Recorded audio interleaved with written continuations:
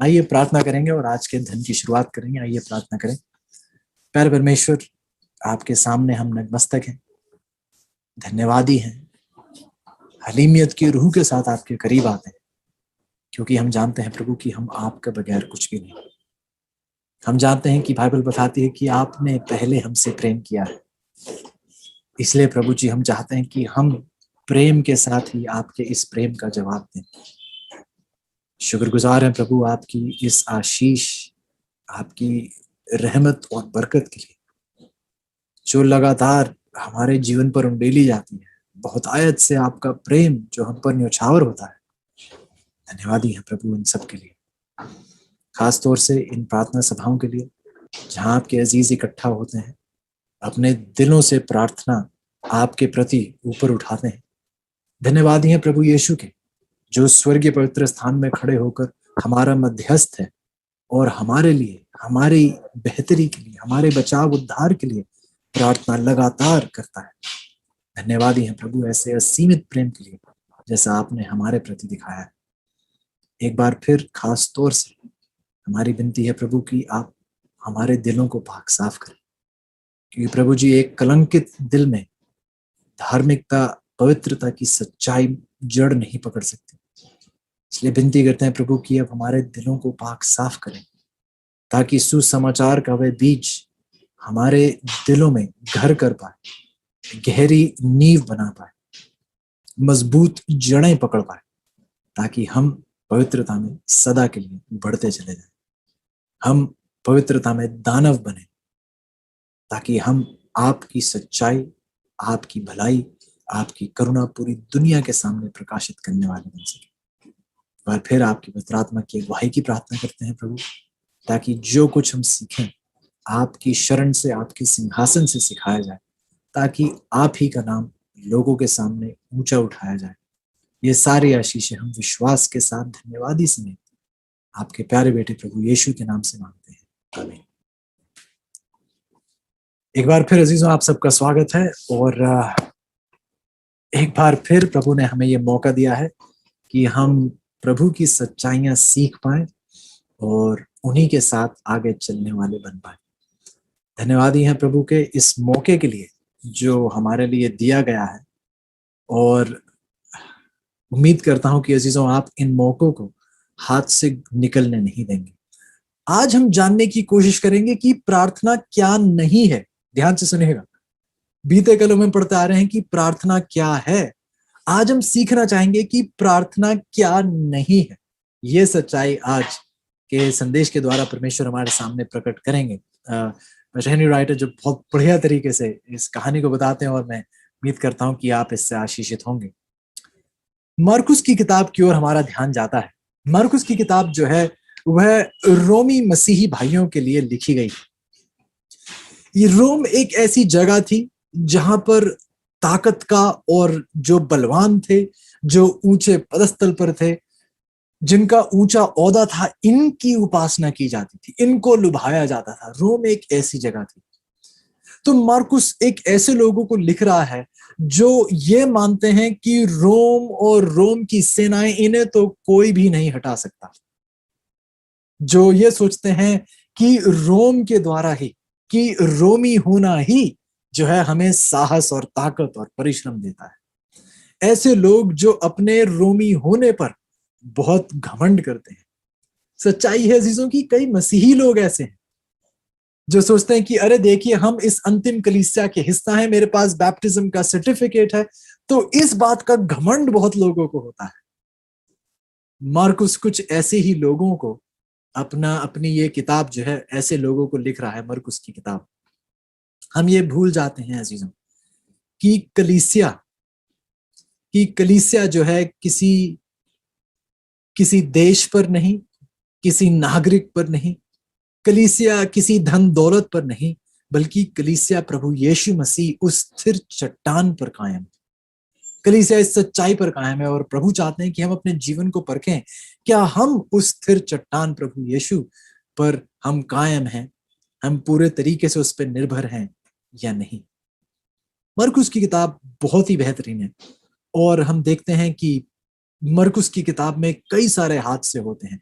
चौथा अध्याय यदि आप देखिए मरकुस का, तो उस समुद्र में एक तूफान आ रहा है, प्रभु उसको कैसे शांत कर देते हैं। मरकुस की 5 में हमें पता चलता है कि जब वह तट पर पहुंचते हैं तो एक व्यक्ति है जिसमें जिसमें जो है दुष्ट आत्माएं भरी हुई हैं। हम देखते हैं कि एक एक एक महिला भी जो है जो पीड़ित हैं किसी बीमारी से। और फिर हम एक और कहानी देखते हैं जिस पर आज हम अपना ध्यान लेकर जाना चाहेंगे। प्रभु चाहते हैं कि हम बहुत ध्यान से गौर करें कि प्रभु हमें क्या सिखाना चाह रहे हैं, प्रभु हमें किस सच्चाई को बताना चाह रहे हैं। और खास तौर से आज हमारा विषय है कि प्रभु हमें बताना चाहते हैं कि प्रार्थना क्या नहीं, ये प्रभु आज हमें सिखाना चाहते हैं। शुरुआत करेंगे मरकुस की 5 से, मरकुस की 5। और मैं चाहूंगा कि आप मेरे साथ मरकुस की 5 में जाइएगा और एक बहुत ही अहम भाग उसका हम देखेंगे। मरकुस की 5, और मैं चाहूंगा कि आप मेरे साथ इसके 21 आयत से देखना शुरू करें। मरकुस की 5 है और उसकी 21 कुछ इस प्रकार कहती है, जब यीशु फिर नाव से पार गया तो एक बड़ी भीड़ उसके पास इकट्ठी हो गई और वह झील के किनारे था। 22 आयत कहती है, और याईर नाम, मार्क 5:21-22, मरकुस की 5 की 21 और 22, बाइबल कहती है, और याईर नाम, अंग्रेजी में उसका नाम जायरस है, याईर नाम आराधनालय के सरदारों में से एक आया और उसे देखकर उसके पांव पर गिरा। बहुत ध्यान से सुनिए, बाइबल बताती है कि यीशु नाव में सवार होकर पार गए, और जब वह पार पहुंचे तो एक बड़ी भीड़ इकट्ठी हुई थी।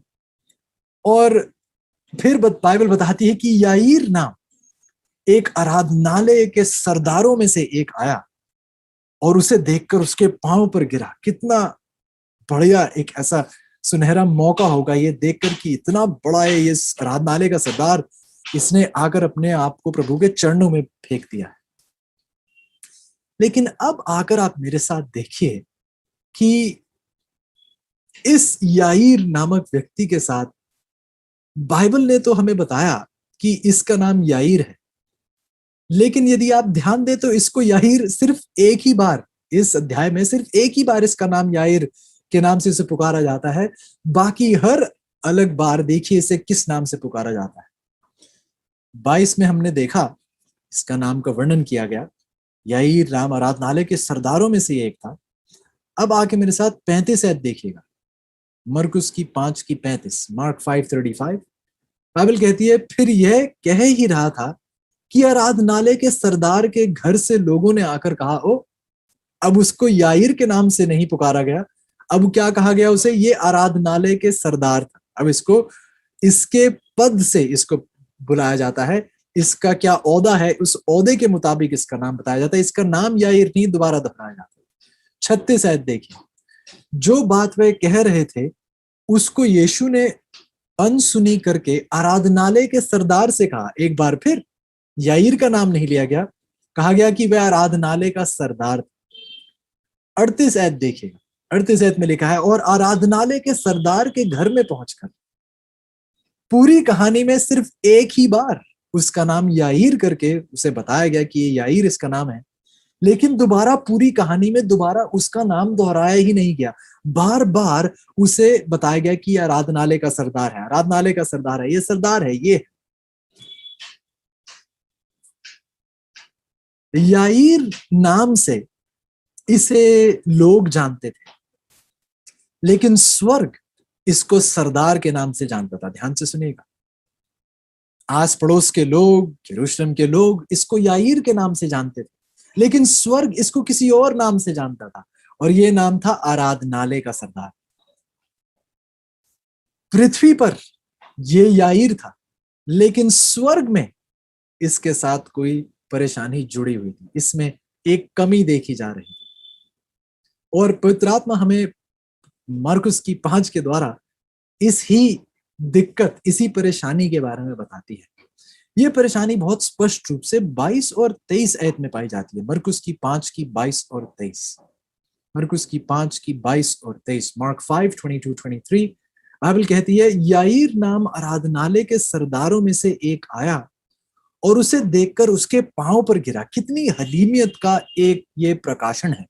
उस वह आया और अपने आप को हलीमियत की रूह में उसने प्रभु के पैरों में गिरा दिया। ये तो एक ऐसा आपके शरीर का एक ऐसा पोस्चर है, आपके शरीर का ये एक ऐसा आसन है जिसे कहना चाहिए कि एक ऐसे शरीर की दशा है जो दर्शाती है कि आपने अपने आप को बिल्कुल हलीम कर जो है प्रभु के सामने आपने फेंक दिया है।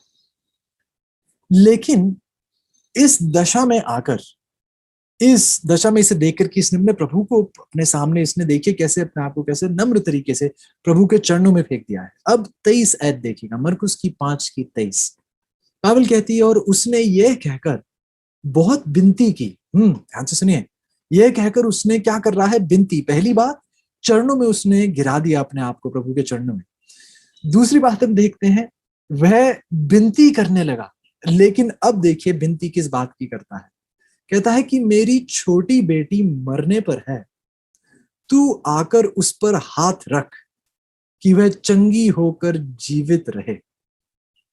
आप पढ़ते हैं, कहते हैं इसमें क्या बुरा है? कुछ गलत नहीं कहा। उसने प्रभु यीशु से कहा कि मेरी छोटी बेटी मरने पर है, तो आप आए, उस पर हाथ रखें, उसे चंगा करें, तब वह जीवित हो सके। और अजीजों, यहीं पे स्वर्ग को याईर से थोड़ी तंगी है। ऐसा क्यों? यहीं पे स्वर्ग जो है याईर के जीवन में एक तंगी देखता है, एक कमी देखता है। ये कमी क्या है? आप कहते हैं कि मैंने तो कोई यहाँ कमी नहीं देखी है। भाई, आपको यहाँ कमी क्या लग रही है? याईर में ऐसी क्या कमी?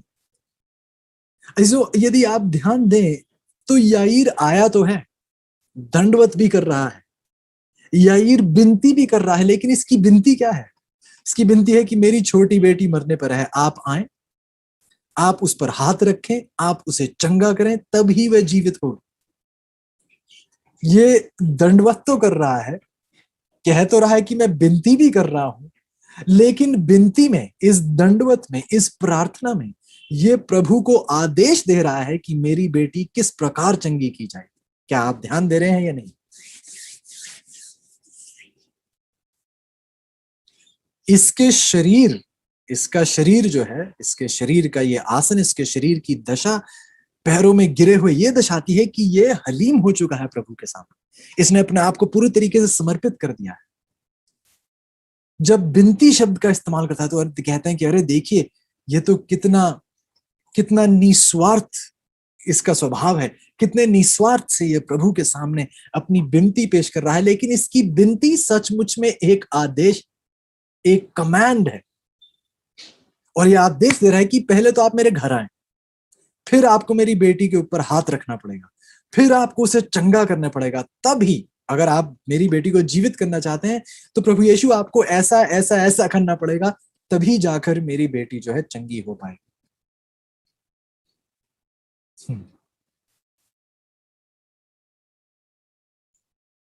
सच्चाई है चीजों की, हम सब याईर से बहुत वाकिफ हैं। हम सब याईर को जानते हैं। आप यकीन ना माने या माने, आप याईर को बहुत अच्छे से जानते हैं, क्योंकि चीजों हम सब में एक याईर छिपा बैठा है। क्या आप ध्यान से सुन रहे हैं? हम सब में एक याईर छिपा बैठा है। एक ऐसा याईर जो घुटनों के बल तो आता है प्रार्थना में, प्रार्थना सभाओं में भी जुड़ता है, लेकिन प्रार्थना सभा में जुड़ने पर प्रभु को आदेश देता है, प्रभु पर हुक्म चलाता है। प्रभु की सुनने के लिए नहीं आया, प्रभु को अपनी सुनाने के लिए आया है। क्या आप सुन रहे हैं या नहीं? आपको याद होगा, मत्ती की 8:8 में जाइएगा। इसी के साथ तुलना में देखते हैं, मत्ती की 8:8 में एक और व्यक्ति है जिसका जिक्र किया जाता है। मत्ती की 8:8 में देखिए बाइबल किस प्रकार कहती है। थोड़ा और संदर्भ के लिए देखते हैं 5वीं आयत से। मत्ती की 8:5 में लिखा है, और जब वह कफरनहूम में आया तो एक सूबेदार ने, ये भी एक ऊंचे ओहदे का व्यक्ति है, अंग्रेजी में सेंचुरियन कहा जाता है, मैथ्यू 8:5। जब वह कफरनहूम में आया तो एक सूबेदार ने उसके पास आकर उससे विनती की कि हे प्रभु, मेरा सेवक घर में झोले का मारा बहुत दुखी पड़ा है। उसने उनसे कहा, मैं आकर उसे चंगा करूंगा। ध्यान दीजिए, याईर की तुलना में याईर कहता है कि आप आइए, आप ऐसा कीजिए, ऐसा कीजिए, ऐसे कीजिए, तब जाके मेरी बेटी जो चंगी हो पाएगी, जीवित हो पाएगी। यहाँ प्रभु खुद कहते हैं कि मैं जाकर उसे चंगा करता हूँ। जो आपका सेवक बीमार पड़ा है, मैं जाकर उसे चंगा करता हूँ। लेकिन सूबेदार का उत्तर देखिए मत्ती की 8 में, कहता है, हे प्रभु, मैं इस योग्य नहीं कि आप मेरी इस छत के तले आए, पर केवल मुख से कह दें तो मेरा सेवक चंगा हो जाएगा। क्यों? क्योंकि मैं भी पराधीन मनुष्य और सिपाही मेरे हाथ में है, और जब एक से कहता हूं जा तो वह जाता है, दूसरे को कि आ तो वह आता है, और अपने दास से कहता हूं कि यह कर तो वह करता है। यह सुनकर यीशु ने अचंबा किया, और जो उसके पीछे आ रहे थे उनसे कहा, मैं तुमसे सच कहता हूं कि मैंने इस्राएल में भी ऐसा विश्वास नहीं पाया। कौन था ये व्यक्ति? ये अन्य जाति का था, रोमी था, रोमी सूबेदार था, रोमी सेना में एक सूबेदार था। लेकिन ये सूबेदार जब यीशु पर आया, इतना विश्वास रखते हुए आया, इसने कुछ नहीं कहा। प्रभु, आपको ना घर आने की जरूरत है, ना आपको किसी पर हाथ रखने की जरूरत है। आप यदि एक अच्छा विचार भी सोच लें उसके प्रति, तो बहुत कुछ हो सकता है। और प्रभु यीशु ने खुद ही कहा, उस अन्य जाति के, उस लोग कहेंगे कि ये तो अविश्वासी है, लेकिन प्रभु ने इस अविश्वासी, जिसे आप इसे विश्वासी ही करार क्यों ना करें, हम इसे विश्वासी कहते हैं, प्रभु यीशु इसे विश्वासी मानते हैं। और प्रभु यीशु कहता है कि मैंने ऐसा विश्वास इस्राएल में भी नहीं पाया, इस्राएल में भी नहीं पाया। लेकिन ये याईर जो है, ये उस नमन की तरह है। नईमन से आप वाकिफ हैं। नमन से कहा गया था कि आप जाकर उस नदी में, उस गंदी नदी यरदन नदी में जो है, आप जो है गोते लगाएं। और वह सोच रहा होगा कि इतनी गंदी नदी में मैं क्या करूंगा जाकर। लेकिन प्रभु ने उसे वहीं पुकारा था। ध्यान दीजिएगा अजीजों की, ध्यान दीजिएगा कि प्रभु किस प्रकार हमारे जीवन में कार्य करते हैं। आज इस कहानी की सच्चाई ही है, प्रभु हमें कुछ सिखाने की कोशिश में है। प्रभु हमें सिखा रहे हैं कि प्रार्थना क्या नहीं है। आप घुटनों के बल आ जाते हैं, आप बहुत नम्र आवाज में बात करते हैं, इसका मतलब ये नहीं कि ये प्रार्थना बन जाती है। याईर की तरह कई मसीही लोग हैं जो दंडवत तो करते हैं, घुटने के बल तो होते हैं, सर भी ढक लेते हैं, और आकर प्रार्थना करते हैं, बहुत मीठी आवाज में करते हैं, बड़े बड़े शब्दों का इस्तेमाल करते हैं, लेकिन ये सब कुछ करते हुए वह प्रभु पर हुक्म चला रहे होते हैं। परमेश्वर को बताते हैं कि प्रभु आपको ऐसा करना चाहिए, ऐसा करना चाहिए, ऐसा करना चाहिए। कई सारे लोग हैं, कहते हैं कि देखिए मेरे पास पैसे कुछ कम है, प्रभु आपको मेरी सैलरी बढ़ानी होगी, आपको मेरे मालिक से बात करनी होगी, आपको उसके साथ ऐसा करना होगा, आप किसी और से कहिए, उस व्यक्ति से कहिए उसके पास बहुत पैसे हैं, उन्हें कहिए कि वह मुझे कुछ पैसे दें। प्रभु जी आप उस कठोर दिल पर हाथ क्यों नहीं रखते? वह इतना अमीर आदमी है, वह मुझे कुछ पैसे क्यों नहीं दे देता? क्या आपने ध्यान दिया अजीजों कि ये दावा करते हुए कि हम प्रार्थना कर रहे हैं, सच्चाई तो यह है अजीजों कि हम प्रभु पर हुक्म चलाते हैं। सवाल मेरा बहुत सरल है, क्या आपने कभी किसी ग्रह की स्थापना की है? क्या आपने कभी किसी ब्रह्मांड को रचा है? क्या आपने कभी किसी तारे को बनाया है? क्या कभी किसी चंद्रमा को आपने रोशनी दी है? हम सब का इन सारे सवालों का जवाब एक ही है, और वो है नहीं। लेकिन प्रार्थना में हम परमेश्वर को यह सिखाने की कोशिश करते हैं कि परमेश्वर कैसे बनना चाहिए। हम में इतनी हिम्मत आ जाती है कि हम परमेश्वर को बताएं कि उसे परमेश्वर किस प्रकार बनना चाहिए। उसका संचालन प्राप्त करने के बजाय हम उसे बताते हैं कि हमारा संचालन किस प्रकार किया जाना चाहिए। जब मुसीबत आती है तो हम उसे हल बताते हैं कि आप ऐसा करके हल करिए। अजीजों, क्या बाइबल हमें नहीं बताती है यिर्मयाह की किताब में कि यदि आप उसे पुकारें? आइएगा मेरे साथ, यिर्मयाह की किताब उसका 33 अध्याय, यिर्मयाह की किताब उसका 33 अध्याय, बाइबल बताती है कि प्रार्थना क्या है। याईर की कहानी से हमें पता चलता है कि प्रार्थना क्या नहीं है। प्रार्थना हुक्म चलाना नहीं है। यिर्मयाह की 33 हमें बताती है कि प्रार्थना क्या है। यिर्मयाह की 33 की 3 कहती है, मुझसे प्रार्थना कर और मैं तेरी सुनकर। जरमाया 33:3 यिर्मयाह की 33 की 3, मुझसे प्रार्थना कर और मैं तेरी सुनकर तुझे बड़ी बड़ी और कठिन बातें बताऊंगा जिन्हें तू अभी नहीं समझता। जिन्हें तू अभी नहीं जानता। तू मेरी ओर आ, मुझसे प्रार्थना कर, अपने परेशानी रख, मुझे सिखा मत कि परेशानी का हल कैसे करना है। कृपया करके चीजों परमेश्वर को मत सिखाइए कि उसे परमेश्वर कैसे बनना है, आपका संचालन कैसे करना है। आप उसे अपनी समस्या बताइए, आप उसे अपनी कठिनाई बताइए, अपनी मुश्किल, अपनी परिस्थिति उसके सामने रखिए और तैयार रहिए उसके संचालन के लिए। और प्रभु कहता है कि यदि आप मुझे इजाजत देंगे तो मैं आपको ऐसी बड़ी बड़ी और कठिन बातें बताऊंगा जिन्हें ना तो आप समझते हैं ना ही आप जानते हैं। बहन वाइट बताती हैं कि प्रभु के पास 1000 तरीके हैं। The Lord has 1,000 ways to provide for us of which we know nothing of. प्रभु के पास 1000 तरीके हैं आपकी जरूरतें पूरी करने के लिए जिनका आपको अंदाजा तक नहीं। परमेश्वर के पास 1000 तरीके हैं आपकी समस्या के हल के लिए जिनके बारे में आपको अंदाजा तक नहीं। आइए अजीजों, हम याईर की तरह ना बने। आइए हम प्रभु पर हुक्म ना चलाएं बल्कि प्रभु की सुनने के लिए उसके करीब आए। आइए हम उसे ना बताएं कि उसे परमेश्वर कैसे बनना है, बल्कि परमेश्वर को इजाजत दें कि उसे हमारे जीवन में किस प्रकार हमारा संचालन करना है। आइए हम इस धोखे में ना आ जाएं। हम अपने आप को ही ना भरमाने लगें ये सोचकर कि क्योंकि मैं घुटनों के बल आया हूं, इतनी नम्र स्वभाव से प्रार्थना कर रहा हूं, तो ये सचमुच में प्रार्थना है। ये प्रार्थना नहीं है। इसीलिए क्या अब आप समझ रहे हैं? क्या अब आप समझ रहे हैं कि याईर का नाम कहानी में सिर्फ एक ही बार याईर कहा गया? बार बार उसे क्या कहा? आराधनालय का सरदार, आराधनालय का सरदार, आराधनालय का सरदार। क्यों? क्योंकि इसे सरदारी करना ज्यादा अच्छा लगता था। सरदार इसका स्वभाव बन चुका था। प्रभु के सामने भी ये सरदार बनकर आ रहा है, दंडवत तो कर रहा है लेकिन दिल इसका भी सरदार है।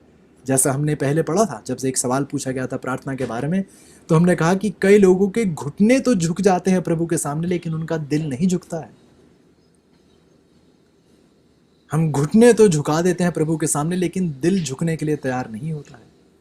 तो कोई मायने नहीं रखता आपका घुटने झुकाना प्रभु के सामने यदि आपका दिल उसके सामने झुकने के लिए, हलीम होने के लिए, नम्र होने के लिए तैयार नहीं। प्रार्थना सरदारी के लिए नहीं है, प्रार्थना हुक्म चलाने के लिए नहीं है, प्रार्थना प्रभु को अपने जीवन में प्राप्त करने के लिए। प्रभु यही सच्चाई हमें याईर की कहानी के द्वारा बताना चाहते हैं। वाह! यदि आप आगे देखें तो बाइबल बहुत ही बढ़िया तरीके से, मरकुस की 5 में मेरे साथ दोबारा जाइएगा, 22 और 23 में हमने देखा कि वह कैसे प्रभु को बता रहा है कि उसे कैसे आकर चंगाई देनी चाहिए। उसकी तुलना में उस सूबेदार को देखिए जिसने कहा आपको तो आने तक की जरूरत नहीं है, इतने विश्वास से आपको कहीं आने की जरूरत नहीं है, यदि आप आदेश दे दें तो सब कुछ पूरा हो जाए। 24 आयत देखिए, मरकुस की 5 की 24, मार्क 5:24 बाइबल कहती है, तो वह उसके साथ चला। प्रभु यीशु ने कुछ नहीं कहा। प्रभु यीशु ने उसने जब ऐसे प्रस्ताव रखा, प्रभु यीशु ने उसे ना ही डांटा ना उसे कुछ कहा। और सचमुच में प्रभु यीशु जैसा उनका स्वभाव है बहुत ही अचंभित है, किस प्रकार से वह सहनशील है, नम्र है, बहुत ही अद्भुत दृश्य है। 24 आयत कहती है, तब वह उसके साथ चला और बड़ी भीड़ उसके पीछे हो ली, यहाँ तक कि लोग उस पर गिरे पड़ते थे। तो देखिए वह कैसे लोगों से घिरा हुआ था। लेकिन फिर हम देखते हैं कि यहाँ पर हमें बताया जाता है, 25 आयत देखिएगा, एक स्त्री जिसको 12 वर्ष से लहू बहने का रोग था। यहाँ पर एक बहुत ही बढ़िया, एक दिलचस्पी से ये दो कहानियां एक दूसरे के साथ जुड़ जाती हैं। याईर की जो बेटी है उसकी उम्र, उसकी आयु 12 वर्ष की है। यहाँ पर एक स्त्री है जो 12 वर्ष से उसका लहू जो था बह रहा था। बहुत ही अचंभित करने वाली कहानी है। ये दो महिलाएं कैसे एक दूसरे से जुड़ी हुई हैं। एक 12 वर्ष की है याईर की बेटी, और एक महिला जो है 12 वर्ष से जो है उनमें से लहू बहने का उन्हें एक रोग था। यदि आप डिजायर ऑफ एजेस, युगों की आशा, यदि आप किताब देखें तो उसमें बताया जाता है कि अब प्रभु यीशु याईर के साथ चल रहे थे, लेकिन चलते चलते प्रभु यीशु ने अपना रास्ता बदल दिया। प्रभु यीशु ने अपना रास्ता बदल दिया। क्यों? क्योंकि ये जो बेटी थी, जो 12 वर्ष से लहू बहने का इसे रोग था, इसके बारे में देखिए कि 26 आयत में क्या लिखा है। मरकुस की 5:26, मार्क 5:26 बाइबल कहती है, जिसने बहुत वैद्यों से बड़ा दुख उठाया और अपना सब माल व्यय करने पर भी कुछ लाभ ना उठाया, परंतु और भी रोगी हो गई। यीशु की चर्चा सुनकर भीड़ में उसके पीछे से आई और उसके वस्त्र को छू लिया। इसकी दशा देखिए, कितनी कमजोर थी, इतना लहू इसमें से बह चुका था। आप जानते हैं, जब लहू निकल जाए, लहू ही जीवन है, बाइबल कहती है। जब उसका लहू इतना बह चुका था, वह कितनी कमजोर हो चुकी थी। तो आप इसे देखते हैं कि जमीन पे कैसे रेंगती हुई, इसके पास इतनी ताकत भी नहीं थी कि ये प्रभु के पास आए। इसलिए युगों की आशा में हमें बताया जाता है कि प्रभु यीशु जो याईर के साथ उसके बेटी की ओर जा रहे थे, वह अचानक से ही उन्होंने अपना रास्ता मोड़ लिया।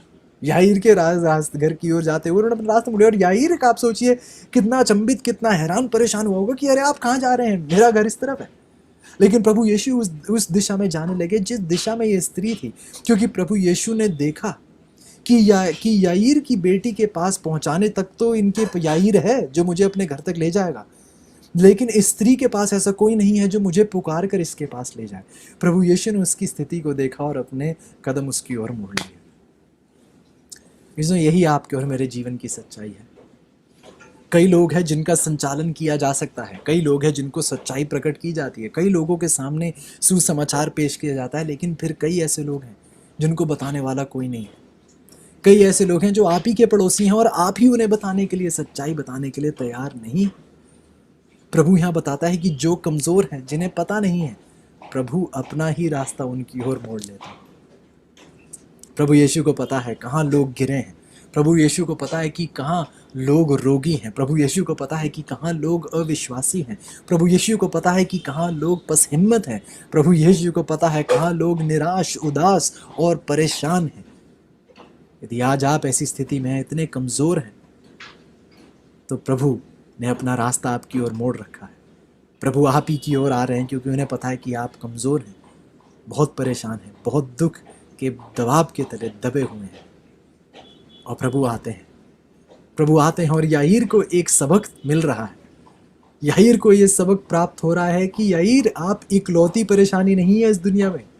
याईर, उस सरदार को एक सबक सिखाया जा रहा है। इस महिला के पास जाने में भी, जो 12 वर्षों से इसको लहू बहने का रोग था, इसके पास जाने के द्वारा भी प्रभु यीशु याईर कुछ सिखाने की कोशिश में है कि याईर, आप इकलौते नहीं हैं जिन्हें परेशानियां हैं। याईर, और भी लोग हैं जिनको प्रभु की ज़रूरत है। याईर, आप इकलौते नहीं हैं, जब हुक्म दिया वैसी हो जाएगा। प्रभु आपका नौकर नहीं है। प्रभु को पता है कि इस पूरे ब्रह्मांड का संचालन किस प्रकार किया जाना चाहिए। तो प्रभु उस महिला के पास गए, महिला से बात करने लगे। आप कहानी से बहुत अच्छे से वाकिफ़ हैं। वह महिला को जब उसने विश्वास से उसके बस उस कपड़े के कोने को ही छुआ, तो हम देखते हैं कि उसको चंगाई प्रदान हुई। जब ये सब बातें हुई, हम देखते हैं 35 आयत में, मरकुस की 5:35, ध्यान से सुनिए। मार्क 5:35, मरकुस की 5:35 बाइबल कहती है, वह यह कह ही रहा था कि आराधनालय के सरदार के घर से लोगों ने आकर कहा कि तेरी बेटी तो मर गई, अब गुरु को क्यों दुख देता है। लोग आए याईर के घर से और याईर को कहने लगे, आप क्यों प्रभु को सता रहे हैं, अब आपकी बेटी तो क्या हो चुकी है, अब मर चुकी है। वाह। तो 36 आयत हमें बताती है, मरकुस की 5:36, मार्क 5:36, जो बात वे कह रहे थे उसको यीशु ने अनसुनी करके आराधनालय के सरदार से कहा, मत डर, केवल विश्वास रख। मत डर, केवल विश्वास रख। वाह। अजीजों, मैं चाहता हूं कि आप याईर के स्वभाव को समझें। याईर पहली बात तो परमेश्वर को आदेश देता है, और जब देखता है कि उसने आदेश के मुताबिक नहीं किया है, उसने कहा कि घर चले, वो तो कहीं और मुड़ गया। याईर, जब उसे अब ये पता चलता है कि अरे मेरी बेटी तो मर चुकी है, अब प्रभु क्या कर सकेंगे, अब प्रभु क्या कर सकते हैं, निराश हो गया था, पसहिम्मत हो गया था। शायद जिस जल्दी में था उसने जल्दी भी छोड़ दी, अब तो मर गई, अब प्रभु यीशु क्या कर सकते हैं। जो याईर की तरह ही हम में भी ये कमजोरी है। याईर में भी कमजोरी थी। याईर जानता था मेरे में कमजोरी थी, लेकिन उसे अपनी कमजोरी की सही अहमियत, उसे अपनी कमजोरी का सही मूल नहीं पता था। उसे पता नहीं था कि उसकी कमजोरी कितनी कमजोर है। उसे यह नहीं पता था। उसको ये नहीं पता था कि उसकी कमजोरी कितनी कमजोर है। और प्रभु यीशु चाहते हैं कि आज याईर की तरह हम अपनी कमजोरियों को देखकर निराश ना हो, हम अपने अविश्वास को देखकर निराश ना हो।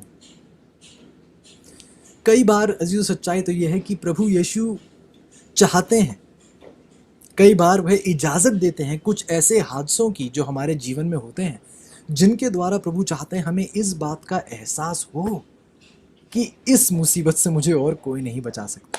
प्रभु चाहते हैं कि हमारे जीवन में ऐसी परिस्थितियां आएं जो हमें हमारी कमजोरी का एहसास दिलाएं, हमें हमारी कमजोरी का एहसास दिलाएं कि मैं कितना कमजोर हूं, कितना टूटा हुआ हूं, कितना बिखरा हुआ हूं। क्योंकि अजीजों, जब तक हम इस बात का एहसास नहीं कर पाएंगे कि हम कितने कमजोर हैं, तब तक हम परमेश्वर के द्वारा सामर्थ्य नहीं प्राप्त कर पाएंगे। आपको याद होगा कि शुरुआत में तो मैं घुटनों के बल आया और अपनी बीमार बेटी के लिए प्रार्थना कर रहा था, और अब जब उसकी बेटी जो थी उन्होंने कहा कि वह मर चुकी है, तो उसने ही वह ये सोचने लगा कि अब प्रभु यीशु की क्या जरूरत है। अब उसने कुछ नहीं कहा। जब घर से पैगाम आया कि आपकी बेटी अब मर चुकी है, तो याईर प्रभु के मुड़ के यह नहीं उसने कहा कि प्रभु मैं जानता हूं कि आप उसे मृत्यु से भी दोबारा जिला सकते हैं, बल्कि वह निराश हो गया। उसने कुछ नहीं कहा, मुंह बंद हो गया उसका। तो प्रभु ने ही उसकी ओर मुड़े, प्रभु ही उसकी ओर मुड़े।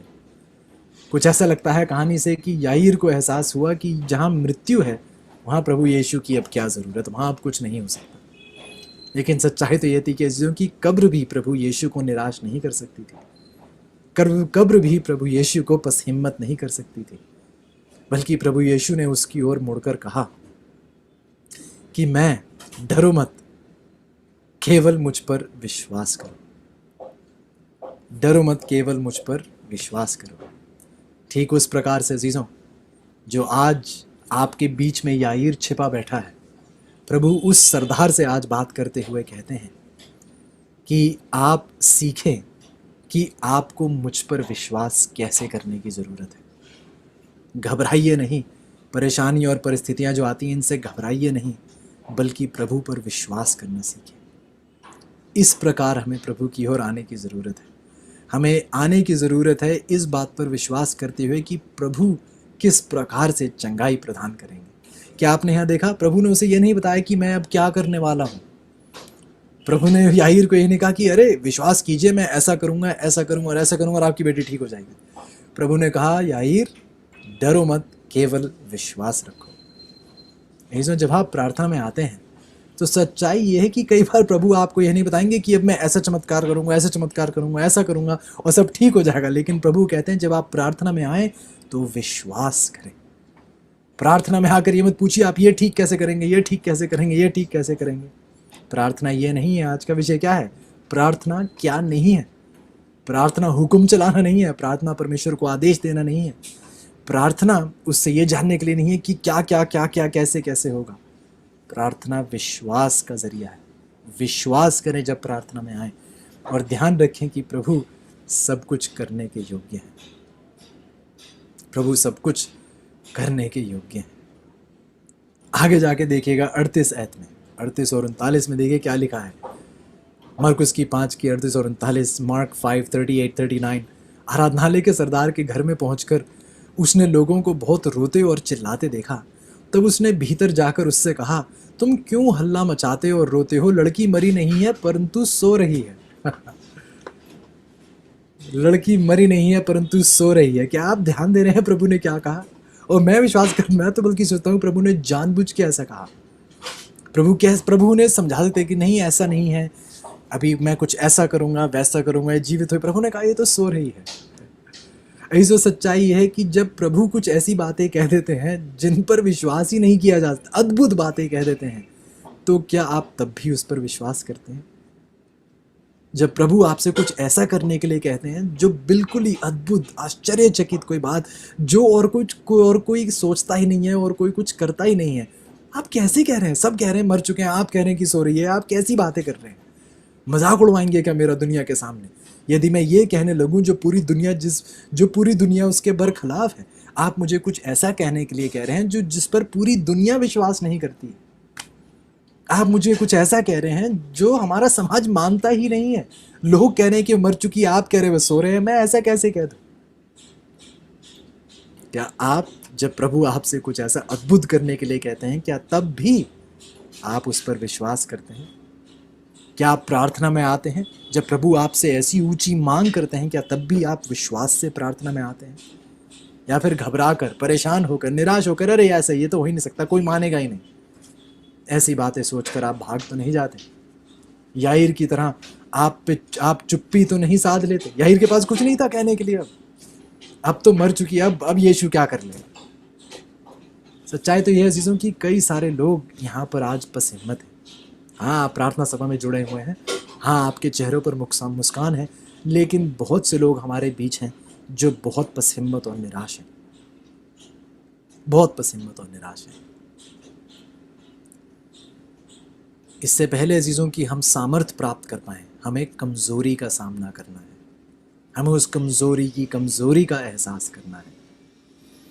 इससे पहले कि हम प्रभु की उस सामर्थ का एहसास कर पाएं, हम में उस सरदार की मृत्यु होनी चाहिए। तभी जाकर प्रभु का वचन, उसके पवित्र आत्मा हमारे दिलों पर एक कब्जा कर पाएगी। हम कमज़ोरी हैं, परमेश्वर सामर्थ है। हम बिल्कुल काबिल नहीं हैं, लेकिन परमेश्वर बिल्कुल काबिल है। हम सवाल हैं और परमेश्वर जवाब है। हम सवाल हैं, परमेश्वर जवाब है। यदि आप 41 आयत में देखें, मरकुस की 5:41, तो बाइबल कहती है, लड़की का हाथ पकड़कर उससे कहा, तलीता कूमी, जिसका अर्थ ये है कि हे लड़की, मैं तुझसे कहता हूँ उठ। और लड़की तुरंत उठकर चलने फिरने लगी, क्योंकि वह 12 वर्ष की थी, और उस पर लोग बहुत चकित हो गए। फिर उसने उन्हें चिताकर आज्ञा दी कि यह बातें कोई जानने ना पाए, और कहा कि उसे कुछ खाने को दिया जाए, उसे कुछ खाने को दिया जाए। यदि आप याईर की जगह होते तो अब आप क्या करते? अविश्वास था आपके दिल में कि अब प्रभु क्या कर लेंगे, और जब आप में हिम्मत भी नहीं थी प्रार्थना करने की कि प्रभु आप मेरी बेटी को बचा लीजिए, तब भी प्रभु यीशु ने एक ऐसा चमत्कार किया जिससे याईर खुद बिल्कुल अचंभित हो चुका था। याईर की तरह ही हम सब में एक याईर जैसी परेशानी है, एक याईर जैसी दिक्कत हम सब में है, एक याईर हम सब में छिपा बैठा है। और सच्चाई यह है अजीजों की सब कुछ अपनी जगह नहीं है, क्योंकि यही आज हमारी परेशानी है। हमारे जीवन उस मार्ग पर नहीं है, उस तौर तरीके में नहीं है जैसा उसे होना चाहिए, क्योंकि यही परेशानी है। परेशानी यह है कि हमें सरदारी करनी आती है, प्रार्थना करनी नहीं आती। हुक्म चलाना आता है, हुक्म स्वीकारना नहीं आता। हमें आदेश देना आता है, उसके आदेशों का पालन करना नहीं आता। आइए अजीजों, हम प्रार्थना करना सीखें, सरदारी नहीं। आइए हम उसके आदेशों का पालन करना सीखें, उसको आदेश देना नहीं। आइए हम सच्चे दिल से घुटने ही ना झुकाएं, अपने दिलों को झुकाकर उसके सामने रखें। प्रार्थना ये सब चीजें नहीं है। प्रार्थना विश्वास के साथ उसके करीब आना है, प्रार्थना उस पर विश्वास करना है। और जब आपकी निराशा आए, आपके जीवन में परेशानियां आए, तो उस पर अपना विश्वास मत छोड़ दीजिए। जब मुश्किलें, कठिनाई और आपको लगे कि अब परमेश्वर भी क्या कर सकता है, विश्वास रखें, डरे नहीं। प्रभु आपके लिए बहुत कुछ करने के योग्य है। वह आपको बहुत बड़ी बड़ी बातें सिखाएगा जिनके बारे में आपको पता भी नहीं है और जिनसे आप पूरे तरीके से अज्ञात हैं। एक बार फिर प्रभु की ओर देखिएगा। प्रभु बहुत कुछ आपके जीवन में करना चाहते हैं। आइए याईर की कहानी के द्वारा हम सीखें कि हमें प्रभु के सामने सच्चे दिल से नतमस्तक होने का मतलब क्या है। यदि आपकी इच्छा है तो आपसे विनती करूंगा कि आइए घुटनों के बल मेरे साथ जुड़िएगा। यदि आज आप सरदारी करना छोड़ना चाहते हैं और प्रभु की ओर अपनी नजर बढ़ाना चाहते हैं, तो घुटनों के बल आइएगा, प्रार्थना में जुड़ेंगे। आइए प्रार्थना।